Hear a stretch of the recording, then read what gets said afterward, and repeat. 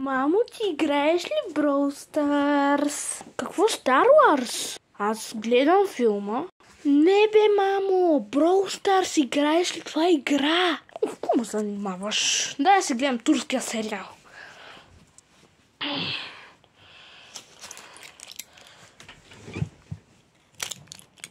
Хайде.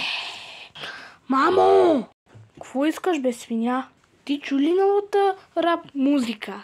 Не, ти знаеш, че аз само чалга слушам. Във вените ми, кръвта ми гори.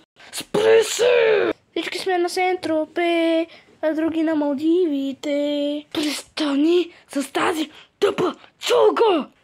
Аз никога няма да се занимавам с чалга. Няма да имам приятели, които слушат чалга. Защото не понасям чалгата. Добре, ако щеш.